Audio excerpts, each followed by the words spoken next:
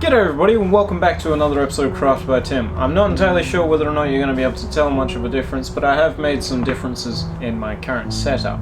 This plank of wood is actually not part of it. That's part of this build, actually. If you can tell what the difference is between this video and other videos that I've done on my channel, let me know, because I don't want to say, oh, this is what I've done, in case the difference is barely noticeable. I want people to actually be able to go, oh, Tim did this differently, and that's why these videos are different. Let me know how you go. Yeah, my friend has finally decided to get into reloading ammunition for his hunting rifle. I was sitting in and watching him using the little press thing, and the entire table was moving, and I was like, you need to get a new table. And he's just like, I'll pay you for a new one. And I was like, I can work with that. Basic criteria, has to be very, very sturdy. And that's basically it. He wants to have a little bit of storage on it, which I reckon is totally fine. I reckon this is going to be really easy to work with.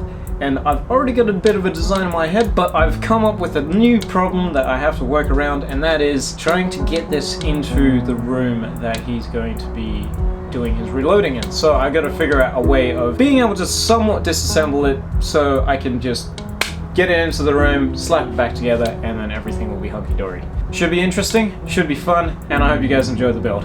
Let's get started. And first things first, we have this plank of plywood. It's 30 millimeters thick, 600 millimeters long. Well, we only need like 1.5 meters of it. I think this is like 2.25 meters. So we got plenty of material to work with. Show you the other material. Some more of that square tubing. I still have some left over, so we're gonna use some of this to get ourselves started, and I'm gonna pick up some more on Thursday. It's 25 by 25 mil square tubing with a wall thickness of 1.6 millimeters. From memory, my design said that I needed 15.5 meters of it. And they come in 8 meter lengths, so it's best to just go with 16 meters, and that way I have plenty of room for mistakes.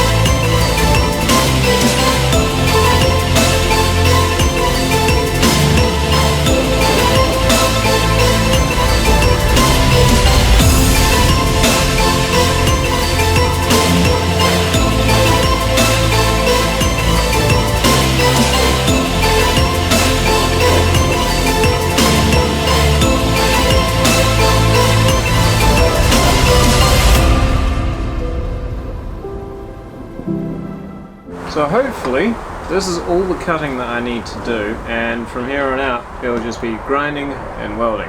But let's quickly go over a quick cut list of everything that I need.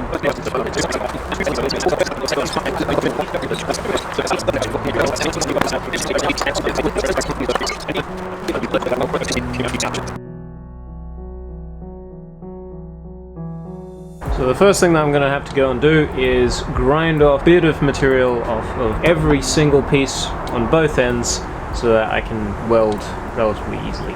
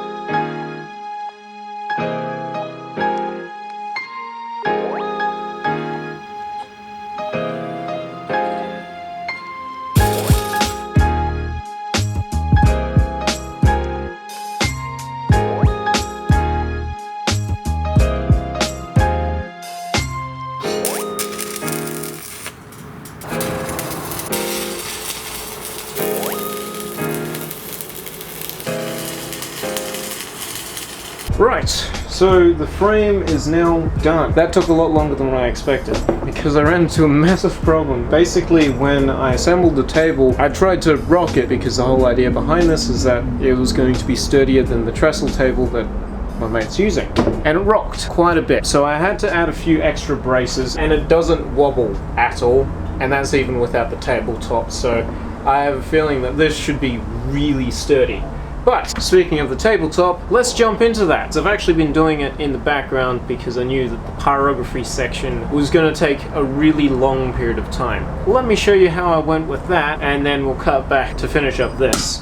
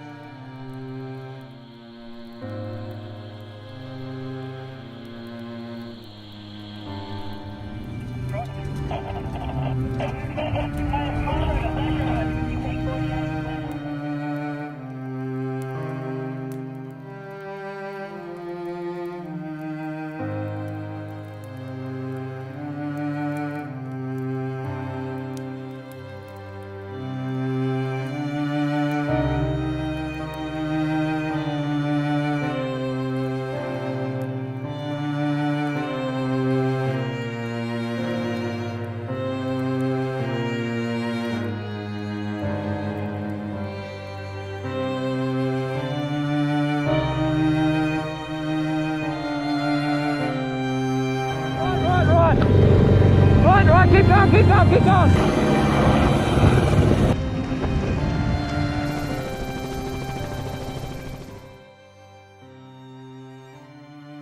Before I get back to finishing off this project, I just wanted to take a second to talk about the Australian bushfire appeal. And I also want to express my great thanks to everybody out there who is putting in the hard yards to help each other out, especially those who have risked their own lives to save others, regardless of whether or not they're actual fireys or just civilians. These people helping out their neighbours, their families, their mates, and even complete and total strangers. And these are the people that deserve way more recognition than what they get. So I just wanted to say thanks to everybody who is helping out. If you would like to help out some of these communities that have been affected by bushfires, you'll find a link in the description which will have more information. But if you don't have money to donate, then that's fine. You can look around the house and find a few things. things like shirts and pants and stuff like that. And hell, even an old pair of boots could mean that someone else could get back up onto their feet. But if you do happen to have the money to donate, and you really would appreciate anyone who can donate, there is, of course, the link to the Salvation Army's bushfire appeal in the description. However, there is one side of this that not an awful lot of people think about, and that is, after the towns have started to rebuild and everything like that, the best way to help out some of these communities is not to just donate a once-off thing. But if you're planning a holiday, whether or not you live in Australia or whether or not you're trying to figure out where to go, come to Australia. It's a beautiful place, probably in winter because currently it's a bit hot. If you want to come to Australia, have a look at some of the communities that have been affected by fires. Try and put some of those on the list of places that you want to visit, because it's those just short visits to these small towns can mean the absolute world. Just buying a bottle of milk from the servo or doing your entire grocery shop, even if it is a little bit further away from home, it means the world to some of these communities, because it's that continuous ongoing support that helps get these communities back onto their feet. A few years ago, there was a massive fire in Marysville in Victoria. There is a guy there. He owns a pottery and art studio. He does some amazing work.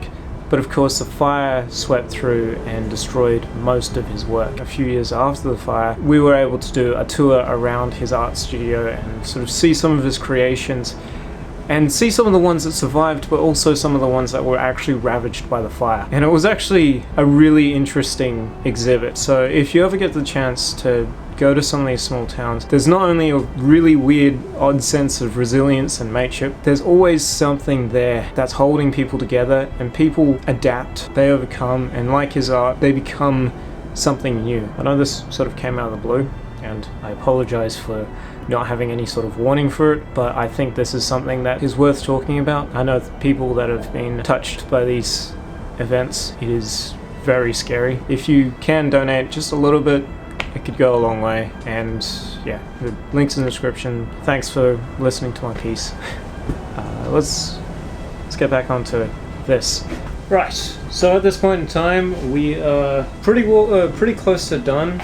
I've done the pyrography. As you can see, we got the 4 deer over here, and then we got the massive Winchester logo. Together, this took about 6 hours to do. There's a reason why I started doing this when I started the rest of the frame. For stain, I'm going to be using this.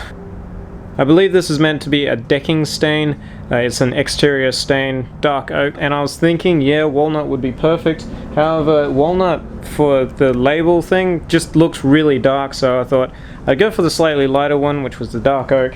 And going by my test run, I think this one will turn out alright, but I don't know, maybe the other one would have been a better option, but only time will tell. But first things first, we've got to clean it up, go over it with some terps, then we'll move on to staining.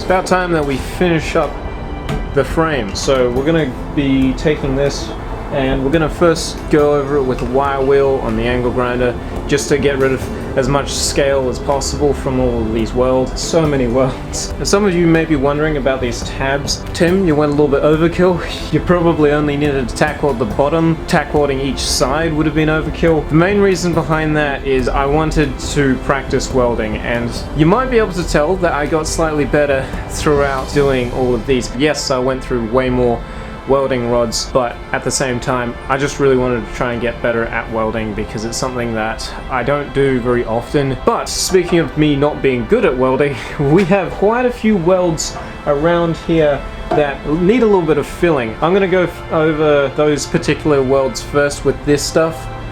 This is spray putty, it fills up gaps. And then we're going to go over it with some primer coats, and then we'll go over it with some of this stuff, the Rust-Oleum and just flat black. Hopefully I can get away with just this one can. I know that I'm not, but I'd love to dream.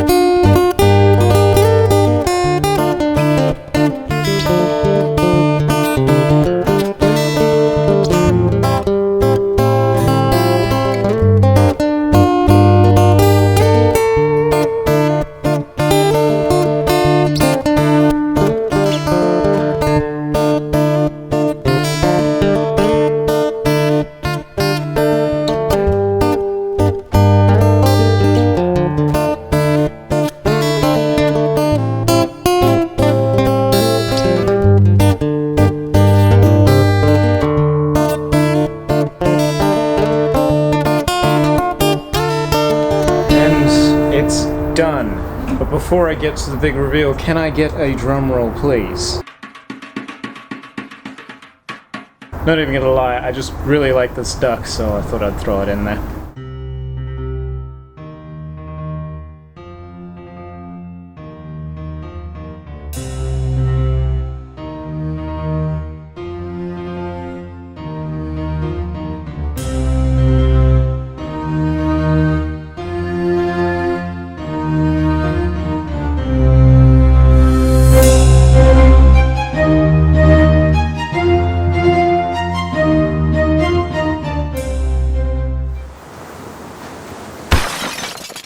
like to thank everybody so much for watching this video.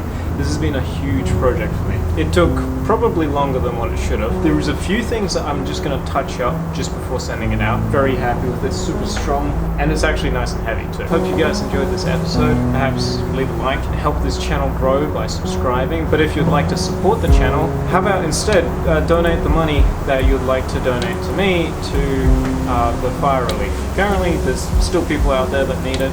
I know that there's a lot of commotion that happened ages ago, and to be honest I was hoping that this video would come out sooner, but there is still quite a bit that's left to be done. If you'd like to support, like I mentioned earlier, there'll be links in the description. I hope you guys enjoyed this episode, and I hope to see you guys all in the next one. In the meantime, remember to stay safe, happy crafting, and as always, cheers.